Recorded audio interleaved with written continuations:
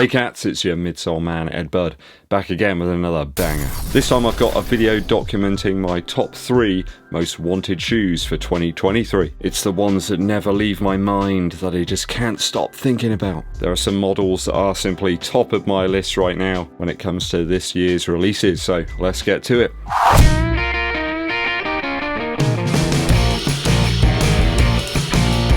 Hey cats, before I get to my top 3 most anticipated releases for 2023, I'd like to know what yours are. Let me know your top list down in the comments here. Be interesting to see if some of the same shoes crop up amongst the viewers. What gives those shoes the edge against other models that are coming out this year? If you haven't done so, quickly hit that subscribe button and give this video a thumbs up like, it really helps out. Okay.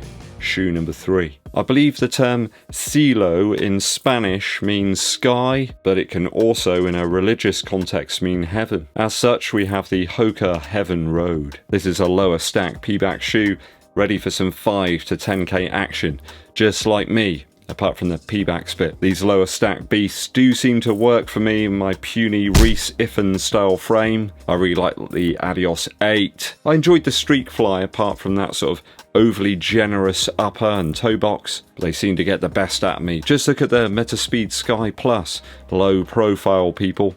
Although there's a big old stack of foam there, so...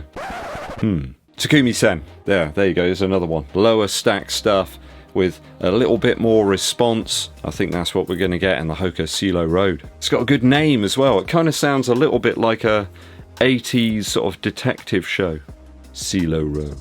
Where there's a man that lives out of a camper van or something and solves crimes. Yeah.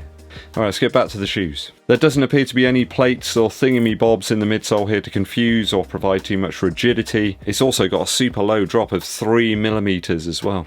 3. I quite like a lower drop in a speed shoe. It seems to keep the midsole out of the way of my running stride a little bit more. Again, enjoying the lower drop in that Metaspeed Sky Plus, so I don't see why this Hoka isn't going to work for me. Also, I think it looks absolute dynamite. All of the Hoka shoes at the moment really hitting the spot in terms of the colorways. I really like that Mac X. The Rocket X2 is a beautiful looking shoe. And the Cielo Road is along the same lines. I think we've got 31mm of stack here, so it's kind of around about the same as the Takumi Sen, in that right territory, and that seems to work for me right now. Always seem to gravitate back to these type of shoes. Now, don't get me wrong, I really like trying out the Max Cushion stuff too. They're really great to help in terms of recovery and improve that consistency in my training.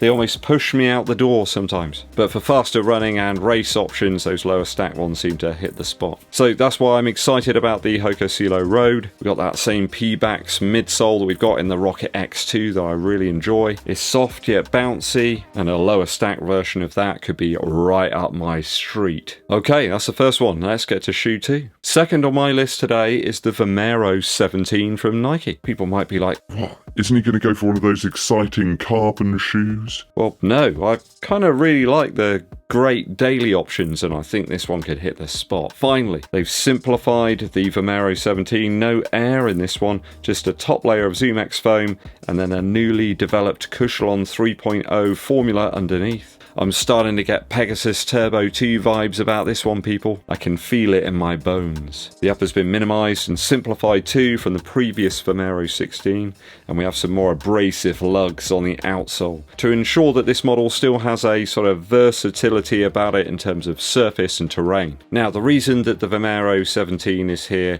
is mainly down to the usage of the ZoomX. I'm really pleased to see that Nike are going to be using a fresh layer of it. Now, I think they fouled up a bit with the Next Nature versions of some of their shoes. That crushed up ZoomX scrap with the glue, it just didn't really feel that great. Now, I'm all for reusing foams and recycling materials, but what's going to happen when they've got to recycle that stuff? When they break down the Next Nature shoes and they're left with this sort of glue and foam mass, how are they going to recycle that? I think the feeling was very muted in the ZoomX when it was used within the Zoomfly 5. In the core of that Vomero 16, you had that fresh ZoomX material. It really did feel good. I would be surprised to see if Cushlon 3.0 wasn't all that different to the SR02 material that we had in the previous Vomero. Heaven knows though when we might actually see the Vomero 17, because Nike is still dropping new colorways of the 16, even like a few weeks back. Outsole looks reliable and I really like the profile of this shoe. I think it could be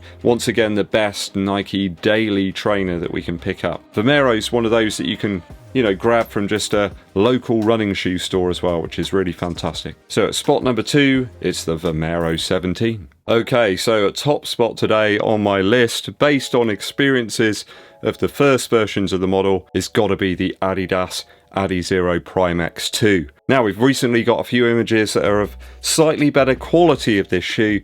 We can actually start to assess it a little bit more. Maybe some additional information as well that could change people's mind about this one. Firstly, that midsole design is quite frankly bonkers, with those cutout sections that reveal the plates or rods. I say plates and rods because in the video that's been released that a lot of people have seen, they do mention that it's got plates in it. Whether they mean there's a plate at the back in the heel of the shoe, or we still have those energy rods, it remains to be seen. I'd be amazed if Adidas did move away from the whole energy rod thing. It's kind of their vibe, their own sort of style, and if they did, it would make the Prime X2 very different to the original. They do mention 2 carbon plates in the video that's been released, although it's not an official video. This is just one from a sales or retail place. Obviously in the original Prime X and the Strung, we had some plates, we had blades, we had rods, we had the whole shebang. So do we have a new setup here with those midsole cutouts, or is it just something that we've seen before?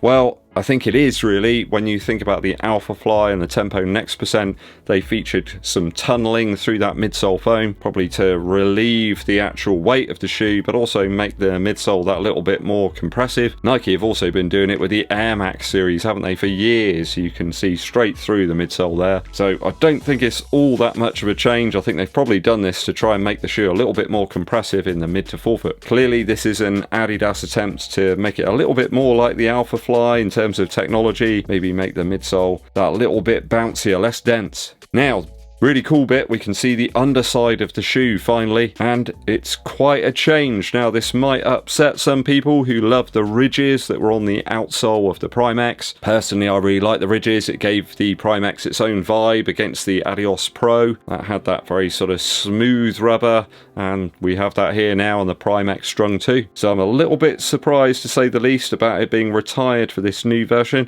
and I'm a little bit sad. Made the shoe really good for a variety of surfaces and a little bit more multi-terrain friendly. You could just train in it a little bit more in different conditions, and that might not be the case this time around. Kind of talking myself out of this one actually, being my most anticipated shoe, but the more I think about it, I feel that's a bit of a backward step, especially if you're not going to sell the shoe as a race model. Or maybe they are now. Maybe they'll just say, hell to the rules, this is a race shoe now. I always found the Adios Pro with the more smooth Continental rubber there was a little bit slippery if you hit a mud patch or some smooth stones. So do we still have energy rods in this shoe?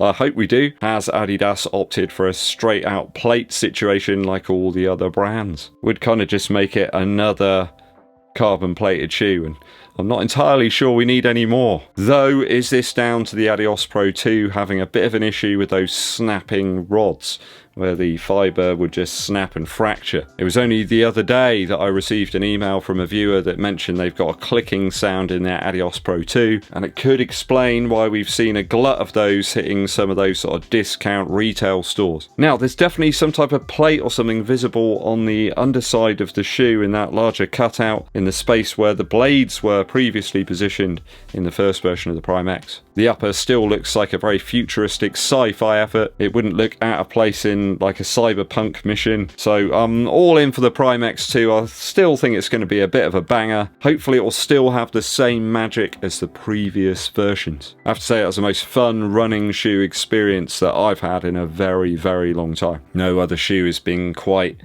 as enjoyable, I guess, to run in, across a range of paces as well. So that's my 3 most wanted shoes for 2023, people. Let me know what yours are down in the comments.